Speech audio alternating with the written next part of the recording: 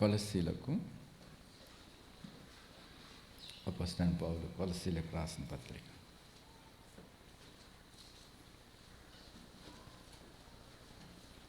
1వ అధ్యాయం 24 వచనం నుంచి 24 నుండి. కొలస్సీలకు 1వ అధ్యాయం 24 నుండి. ఇప్పుడు మీ కొరకు నేను అనుభవించిన శ్రమల యందు సంతోషించు, సంఘమైన ఆయన శరీరం కొరకు క్రీస్తు పడిన పాటలలో కొదువైన వాటి యందు నా వంతు నా శరీరమందు సంపూర్ణం చేయుచున్నాను.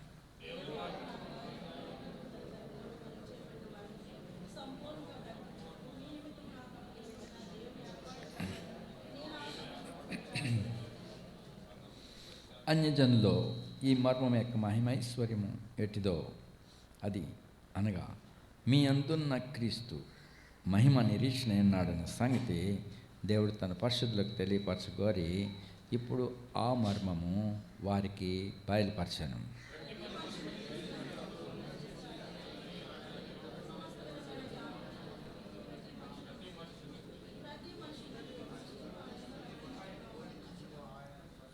అందు నిమిత్తము నాలో బలముగా కార్యసిద్ధి కలుగ చేయు ఆయన క్రియాశక్తిని బట్టి నేను పోరాడుచు ప్రయాసపడుచున్నాను.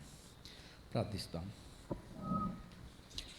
నమ్మకమైన దేవా, కృపగల తండ్రి, ఈ బాల చుట్టూ కలిసి సమయాన్ని నీ నామమున నేను స్తుతించుటకు ఇచ్చిన ధాన్యతను బట్టి నీకు వందనాలు ప్రభు. మీ అందు మేము ప్రత్యక్షమగినట్లుగా మా నిమిత్తం మొదటగా తండ్రి ఎదుట మీరుండి ప్రభు మా కొరకు విజ్ఞాపన చేయించుకున్నందుకు వందనాలు. మాలో ఎవరు కూడా తప్పుకోకున్నట్లు దేవా, మరి మమ్మల్ని స్థిరపరచుట కొరకు మీరు తండ్రిని వేడుకొనిచు మమ్మల్ని భద్రపరుస్తున్నందుకే వందనాలు చెల్లిస్తున్నాం.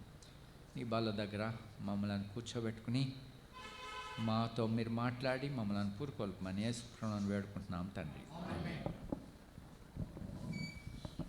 ఇప్పుడు మనం నిరీక్షణ మన ప్రభువైన యేసుక్రీస్తు యొక్క ప్రత్యక్షత.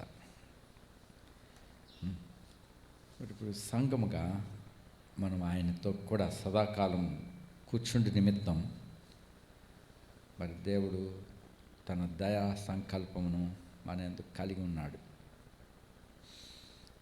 మరి అందు నిమిత్తమే మనము సిద్ధపడవలసినాము. మరి క్రీస్తునందు మనం సంపూర్ణులుగా చేయబడతాం. మరి మనం ఒంటరిగా సంపూర్ణులం కాము. ఇప్పుడు ఉదయాన్ని మనం చూసాం, ఆయన నిత్య జీవాన్ని ఇచ్చాడు. ఇజ్రాయేల్ ప్రజలందరినీ కడమట్టుకు అంటే ప్రతివాడు దాటేంత వరకు ఆయన ఉన్న వారి మధ్య ఉండి దాటించాడు. అలాగనే మనలో ఎవరం కూడా నశించకుండా మన ప్రొసెషన్ మధ్యలో ఆగిపోకుండా కడమట్టుకు దాటించి తన ఎదుట ఆనందంతో నిలబెట్టే శక్తి గల దేవుడైన. మరి ఇప్పుడు మనం ఆ నిరీక్షణతో ప్రభుని వెంబడిస్తున్నాం. అయితే ఈ మధ్యలో అనేకమైన కొదువులు ఉంటా ఉంటాయి. చూడండి, ఇజ్రాయెల్ యాత్ర చూసాం. అన్నీ దేవుడు అనుగ్రహిస్తూ వచ్చాడు. ఆహారం ఇచ్చాడు, నీళ్ళు ఇచ్చాడు, నీడ ఇచ్చాడు, మరి జ్ఞానమును బోధించున్నాడు. ఏది తక్కువ కాలేదు. అయితే తక్కువైనట్టుగా వాళ్ళు సణుగుడు ఉన్నది. మరి అనేక సార్లు ప్రభుని అనుకూలం కాని రీతిగా వారు కోరుకుంటూ ఉండినారు. దేవుడిచ్చిన్నది కాకుండా మరి వేరే వాటిని అపేక్షిస్తూ వచ్చారు. దాన్ని బట్టి వారిలో మరి ఆత్మీయంగా ముందుకి సాగలేకుండా మరి వాళ్ళకి మరణం సంభవించింది. వారిలో అనేకులు దేవునికి ఇష్టలుగా లేకపోయారు. అందుకే సణిగారు, సంహారకుని చేత సంహరింపబడి. వారి గురించి రాయబడింది ఏమని? వారిలో అనేకులు దేవునికి ఇష్టలుగా లేరు. కొరింథీయులకు 10వ అధ్యాయం 1 కొరింథీ 10:5.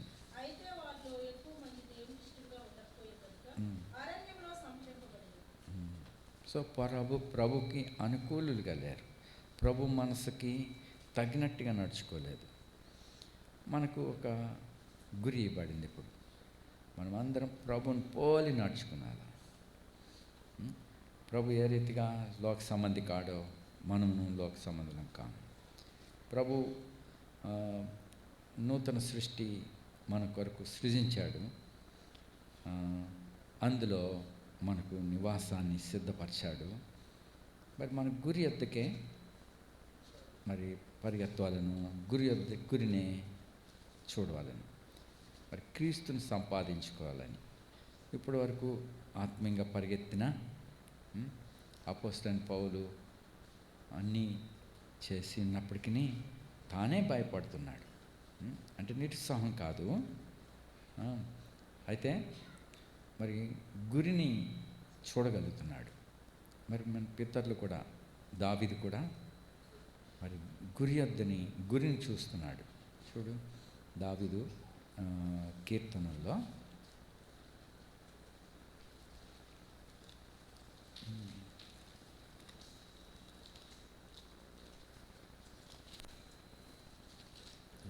ఇరవై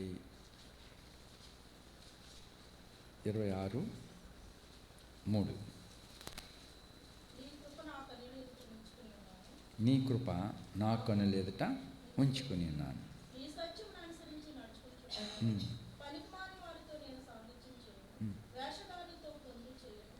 నీ కృప నా కనుల ఎదుట ఉంచుకుని ఉన్నాను. నీ సత్యం అనుసరించి నడుచుకుని ఉన్నాను. కృపా సత్యం, కృపా సత్య సంపూర్ణుడిగా మన మధ్య నివసించాడు. ఆయన ఎవరు? దేవుని వాక్యమైన వాడు యేసు ప్రభు, దేవుని కుమారుడు.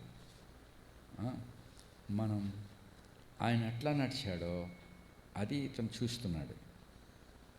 మరి ఇప్పుడు తను పరీక్షించుకుంటున్నాడు. చూడు, 26వ కీర్తనలో మొదటి వచనం,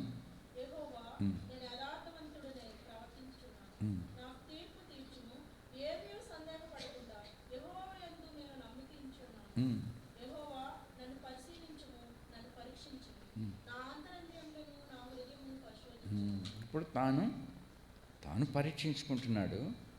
ఎక్కడ కూడా పనికిమాల వారితోనూ, వేషధారులతోనూ, అసమైన వాటితోనూ కలుసుకుంటలేదు. తను భద్రపరుచుకుంటున్నాడు. కృపను తన ఎదుట ఉంచుకున్నాడు. సత్యం అనుసరించి నడుచుకుంటున్నాడు. మరి తన దృష్టిలోని మాత్రమే కాదు, ఇప్పుడు దేవుని అడుగుతున్నాడు. దేవా, నన్ను పరిశీలించు, నా అంతరింద్రియాలని, నా హృదయాన్ని ఏం చేయమన్నాడు? పరిశోధించు, నన్ను పరీక్షించు. ఇక్కడ ఎన్నిసార్లు అన్నాడో చూడండి. యెహోవా నన్ను పరిశీలించుము, ఇంకా పరీక్షించుము, తర్వాత అంతరింద్రియములను, నా హృదయమును. సో ఎన్నిసార్లు అడుగుతున్నాడు దేవుణ్ణి. నేను నీ యందు నమ్మకించాను, నాకు తీర్చు అంటే నన్ను జడ్జ్ మీ. సో ఆ విధంగా ప్రభుని అడుగుతున్నాడు.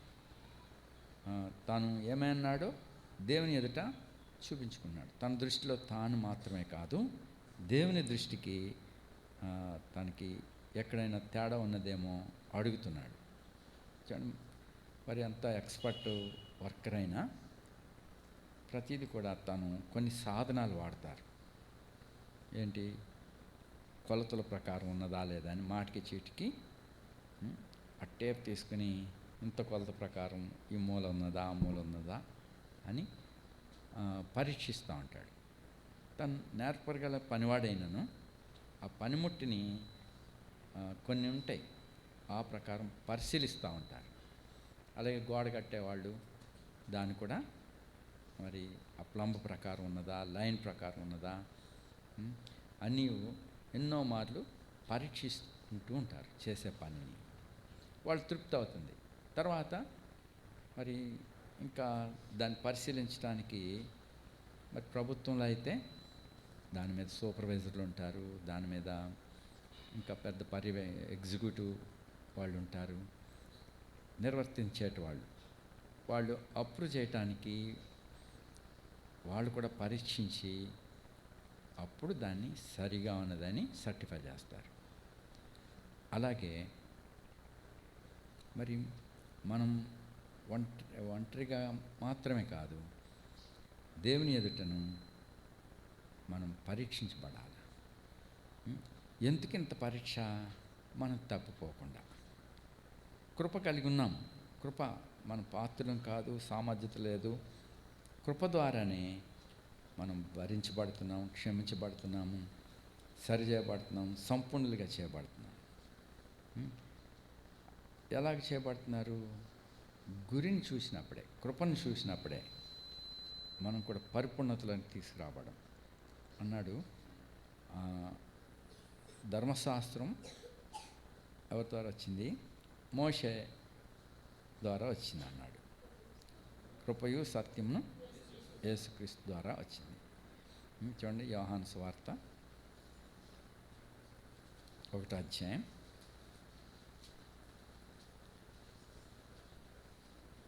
17వ వచనం. ధర్మశాస్త్రం మోషే ద్వారా అనుగ్రహింపబడును, కృపయు సత్యమును యేసుక్రీస్తు ద్వారా కలిగింది. ఇప్పుడు కృప ఏం చేస్తుంది? 18.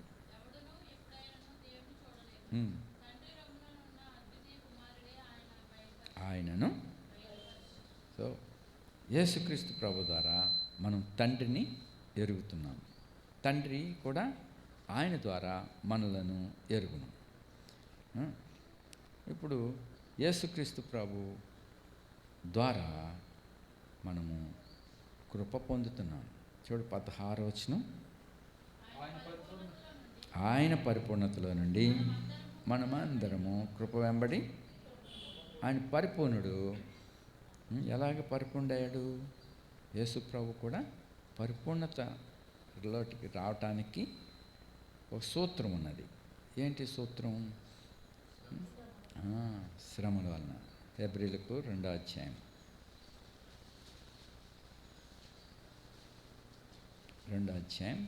10వ వచనం.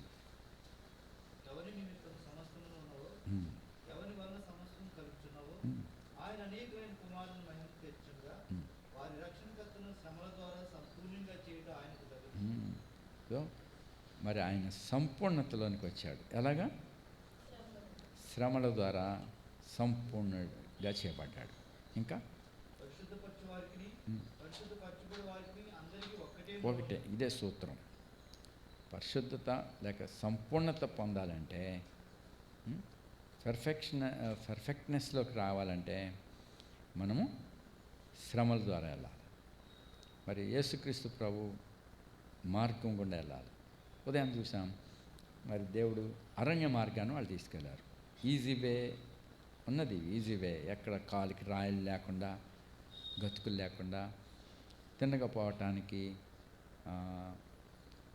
హైవే ఉన్నది ఐగుప్తులో. ఈ ఐగుప్తు హైవేస్ కాదు, ఇది ప్రభు మార్గం. అయితే రాళ్ళు ఉన్నాయి, గుట్టలు ఉన్నాయి, ముళ్ళు ఉన్నాయి, సముద్రం ఉంది, అరణ్యాలు ఉన్నాయి, మరి ఎండిన నేల ఉన్నది. వీటన్నిటిలో ఎక్కడ కూడా మరి వారు చచ్చిపోలేదు. వాటికి బట్టి చావలేదు.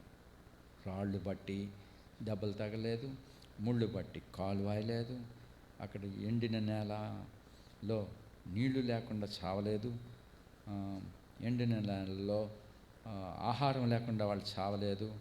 వాటి పాడైన స్థలాల్లో వాళ్ళు వెళ్తున్నప్పటికీ దేవుని మేఘము వారి మధ్య ఉన్నది. ధర్మశాస్త్రం, గొప్ప శాస్త్రం వారికి నేర్పబడింది. జ్ఞానం లేకుండా వారు లేరు, వారికి జ్ఞానం బోధింపబడింది. మరి ఏది తక్కువ కాలేదు. అయినా వారు చివరికి మరి దేవుని వెలుగులో వారు వెళ్ళినప్పుడు దేవుని భయము ఆ చుట్టూ ఉన్న దేశాలు అందరి మీద ఉండింది. అలాగే మరి ఈ శ్రమలు మనల్ని చావటానికి కాదు కానీ మహింపరచడానికే, పరిపూర్ణతలోనికి తీసుకురావటానికే. మరి మన ప్రభు ఆ విధంగా నడిచినాడు. మరి ఇప్పుడు ఆయనతో కూడా మనం ఆయన నడిచిన మార్గాన్ని మనం నడవాలి. చూడు 5వ అధ్యాయం హెబ్రీ 5వ అధ్యాయం 7వ వచనం. మహారోదనతో కన్నీళ్లతో మరణం నుండి యాచనలు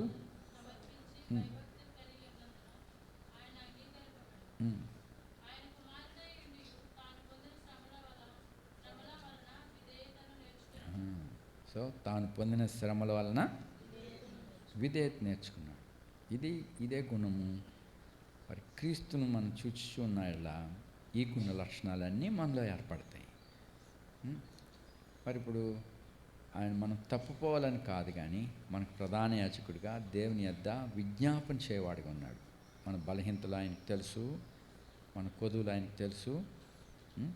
తండ్రి యొద్ద మన కొరకు ఉన్నాడు మెల్కీసెదెకు క్రమం చొప్పున.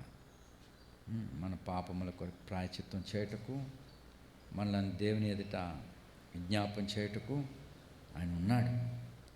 మరి పేతురు తాను శోధింపబడినప్పుడు మొదట ప్రభుని వెంబడిస్తుండగా మరి మనిషి కుమారుడు శ్రమల గుండా, శిలువ శ్రమల గుండా వెళ్ళాల్సి ఉన్నాడు. మనుషుల చేత ద్వేషించబడాలి, మరణమునకు అప్పగింపబడతాడు అన్నప్పుడు పేతురు, ప్రభువా అందరు విడిచిపెట్టినా కానీ నేను నిన్ను విడవను. సో మరి అటువంటి డిటర్మినేషన్ ఆయనలో ఉన్నది. నిజంగానే చెప్పాడు. కానీ వాస్తవంగా పరిస్థితి ఏర్పడినప్పుడు ఏం చేశాడు? పరిస్థితి ఇంకా నువ్వు కూడా ఆయనలా మాట్లాడుతున్నావు. నువ్వు ఆయన అబద్ధం ఆడుతున్నాడు పేతురు గారు. ఏమని? నేను అన్నాడు ఆయన్ని ఎరగను అంటే అక్కడి నుంచి తప్పించుకుని ఇంకో మంట దగ్గర కూర్చున్నాడు. అప్పుడు వాళ్ళు కూడా ఇంకా చూసిన వాళ్ళు కూడా నువ్వు ప్రభు ఆయనతో ఉన్నవాడు కదా అంటే నేను ఎరగను అని పలుకుతున్నాడు. పలుకుతూ అంటే అక్కడున్న వాళ్ళు అన్నారు, లేదు లేదు నీ మాట కూడా ఆయనలాగే మాట్లాడుతున్నావు. ఎందుకు ఆయన మాట తీరు మారిపోయింది? ఒకప్పుడు జాలరి, మరి జాలరి భాష వాళ్ళతోటి సముద్ర తీరాల్లో వాళ్ళు మాటలు వేరుగా ఉంటాయి. అయితే ఇప్పుడు నీ మాట తీరు కూడా ఆయనలా మాట్లాడుతున్నావు అని చెప్పారు. అప్పుడు మళ్ళీ అబద్ధం ఆడాడు. అయితే ప్రభువు చెప్పి ఉన్నాడు, పేతురు నువ్వు ఇప్పుడు బాగానే మాట్లాడుతున్నావు, కానీ నన్ను ఎరగనని 3 సార్లు నువ్వు చెప్తావు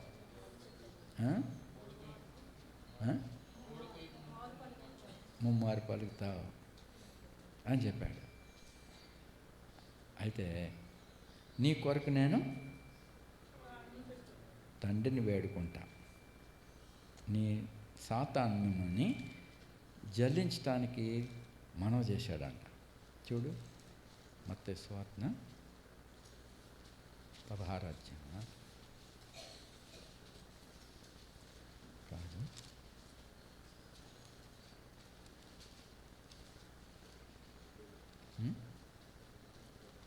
ఏది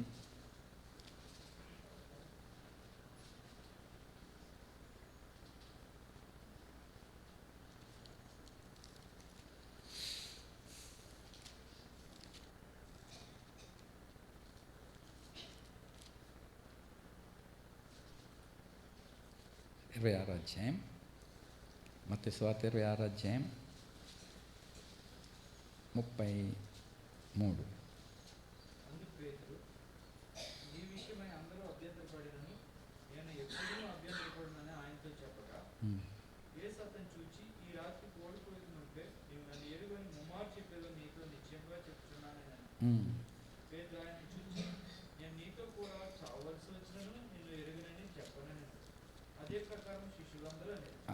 అందరూ అన్నారు పేతురులాగే. కానీ ప్రభు ఏం చెప్పాడో ఆ సందర్భంలో ఇంకో సువార్తలో చూడండి ఆ మాట, ఇంకో ఎక్స్రే.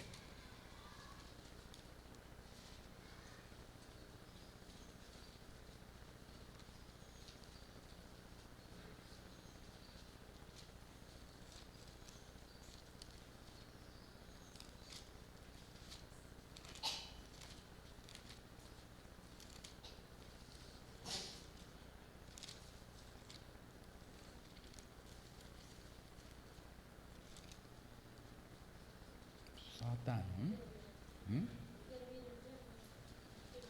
22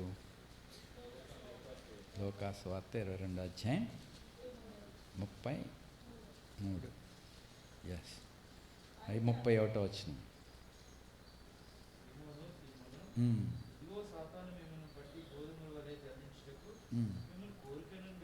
మిమ్మల్ని సాతాను కోరుకున్నాడు ఏమని? మిమ్మల్ని జల్లించాలని. ఇందులో ఎవరు నిలబడరు. వీళ్ళు ఇప్పుడు ఇలాగ అంటున్నారు కానీ నిలబడేవాళ్ళు తక్కువే. అభ్యంతరాలు, శ్రమలు, శోధనలు వచ్చినప్పుడు అనేకులు రాలిపోటకు నిలబడరని చెప్తున్నాడు. అయితే సాతాను కోరుకున్నాడట. సాతాను మిమ్మను పట్టి గోధుమల వల్లే జలించటకు మిమ్మల్ని కోరుకొనేను, కానీ నీ నమ్మిక తప్పుపోకున్నట్లు.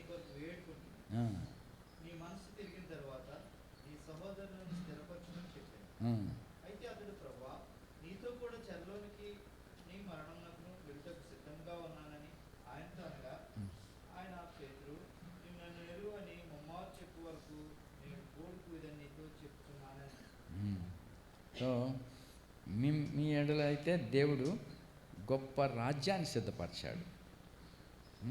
ప్రభుతో కలిసి చూడు 28 వచ్చిన నా శోధనలో నాతో కూడా నిలిచిన వారు మీరే. నా తండ్రి నాకు రాజ్యం నియమించినట్టుగా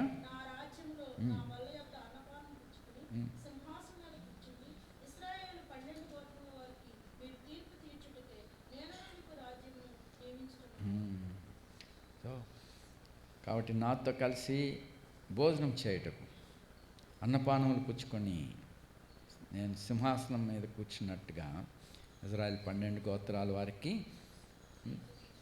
తీర్పు తీర్చడానికి నేను కూడా మీకు రాజ్యాన్ని సిద్ధపరిచాను. సో అటువంటి గొప్ప ఏర్పాటు కలిగి ఉంటే అపవాది శోధిస్తున్నాడు. అయితే ఇప్పుడు పేతురు అన్నాడు, ఏమైనా సరే నేను నిన్ను ఎరిగినని చెప్పను, మరణం అయినా సరే నేను నిన్ను ప్రేమిస్తాను అని చెప్తున్నాడు. కానీ పరిస్థితి ఏర్పడినప్పుడు ఎలా తప్పుపాడో చూస్తాం. అయినా ప్రభు అతని కొరకు వేడుకున్నాడు. అతడు అబద్ధం ఆడితే కూడా ప్రభు చూశాడు. 54 వచ్చింది.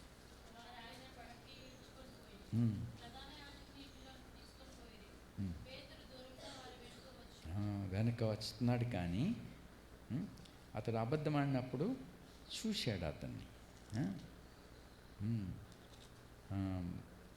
చూసినప్పుడు లాస్ట్లో కోడి కూసినప్పుడు అతడు వెళ్ళిపోయి సంతాపపడి ఏడ్చాడు. సో ప్రభు చూశాడు, నీ కొరకు నేను వేడుకున్నాను. ప్రభు చూపు అతన్ని పశ్చాత్తాపం తీసుకొచ్చింది. అతడు సంతాపడి పశ్చాత్తాపడి ఏడ్చినాడు. మరి ఆ రీతిగా మనం కూడా ప్రభు కొరకు మంచి నిశ్చయత కలిగి ఉన్నాం, కానీ ప్రభు మనసులో సమానంగా రావట్లేదు. అందుకే చూసుకోవాలి, అస్తమానం మాటికి చెక్ చేసుకుంటూ ఉండాలి. ప్రభు ఇట్లా మాట్లాడా, ప్రభు ఇట్లా ప్రవర్తించాడా, ఇదే మన కొలమానం. మరి ప్రభుని గురిగా కలిగి ఉంటే మనం తప్పుపోము. మరి ఆయన రాకల్లో మనం ఆయనతో సమానులగినట్లుగా చేస్తుంది.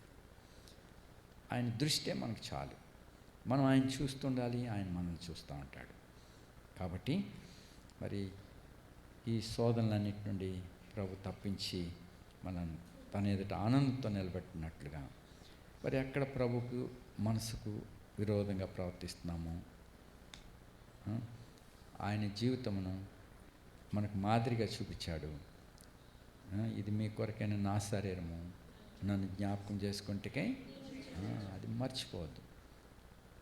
ఇది సాదృశ్య రూపకము, ఇది వాస్తవం కాదు, సాదృశ్యం. ఈ రొట్టె యేసు ప్రభు యొక్క శరీరమునకు సాదృశ్యం. ఇది మీ కొరకు విరవబడింది, ఇది నా రక్తం, ఇది మీ కొరకైన ప్రాయశ్చిత్తం. సో నీ కొరకు నా కొరకు చేయబడిన ప్రాయశ్చిత్తం ఇది. మరి ఇందులో మనం పాలు పుచ్చుకుంటేటప్పుడు మీరు క్రీస్తు శరీరంలో ఏకమై అంటున్నారు. సార్వత్రిక సంఘం అంతట్లో మీరు ఏకమై అన్నారు. కాబట్టి శరీరంలో ఏ అవయవాన్ని ఏ రీతిగా విడిచిపెట్టి వెళ్ళిపోమో అలాగే క్రీస్తు శరీరంలో ఉన్న మీరు విడవబడరు. ఆ యొక్క కనెక్టివిటీ, ప్రభుతో మీరు ఐక్యత, క్రీస్తు శరీరంలో పాల్పుచ్చుకుంటున్నాం, మీరు క్రీస్తుతో ఏకమై అంటున్నారు. ఆయన ఎక్కడున్నాడో అప్పుడు మీరు అక్కడ ఉంటారు. అదే సూత్రం. మరి ప్రభు శరీరం ఎక్కడుందో అక్కడ గద్దలు, శరీరం ఎక్కడున్నదో అక్కడ గద్దలు పోగైనట్లుగా పీనుగు, తెలుగులో పీనుగు అన్నాడు. పీనుగు అంటే చచ్చినది, కార్కేస్, ఇంగ్లీష్లో కార్కేస్, ఇంకో మాటలో డెడ్ బాడీ. పీనుగు అంటే చచ్చిన దేహం. సో మీ కొరకే నేను మరణించాను, అది జ్ఞాపకం ఉంచుకో. మరణము, భూస్థాపన, పునరుత్థానం కలిసి ఉన్నాయి. మరణం లేకుండా భూస్థాపన లేదు, భూస్థాపన లేకుండా పునరుత్థానం కూడా లేదు. కాబట్టి యేసుక్రీస్తు ప్రభు మరి తాను శరీర రీతిగా మనందరి కొరకు సిలువలో తన జీవమంతా ఇవ్వబడింది, తన రక్తమంతా మన కొరకు ప్రోక్షించబడింది. ఆయన చనిపోయాడు, సమాధి చేయబడ్డాడు, తిరిగి లేచి ఉన్నాడు. కాబట్టి మనం ఆయనతో కూడా ప్రత్యక్షమగుటకై మనం మాటికి కొలుసుకుంటూ ఉండాలి. మీరు క్రీస్తును కొలవాలా. కొలవటం అంటే ఆయనను చూడు, కొలుచుట అనే మాట తెలుగులో మన బైబిల్లో ఉంది.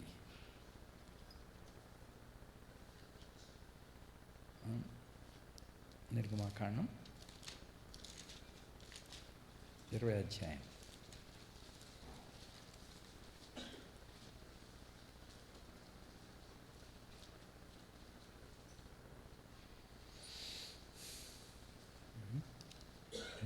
ఇరవై 23వ వచనం.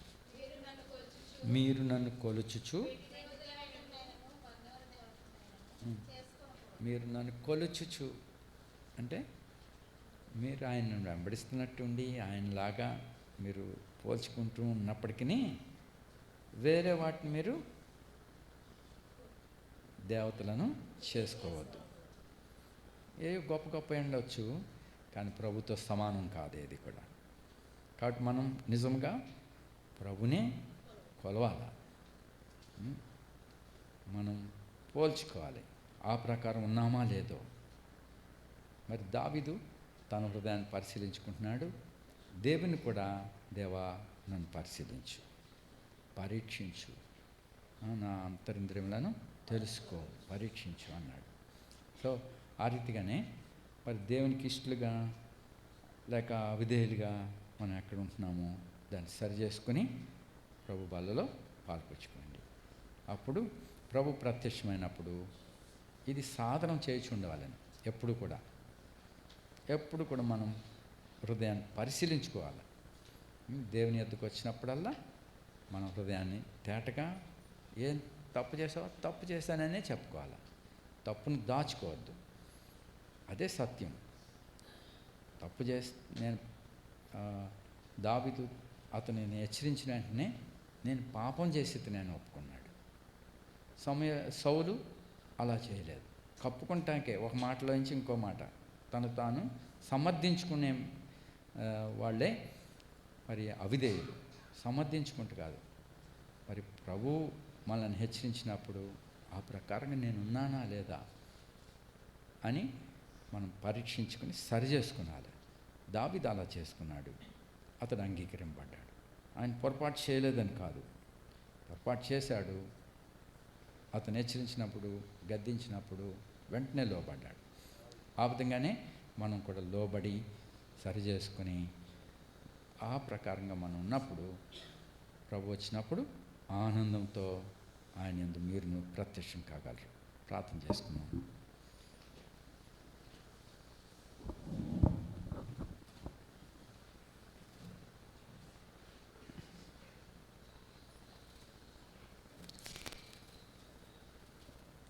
ఈ సమయంలో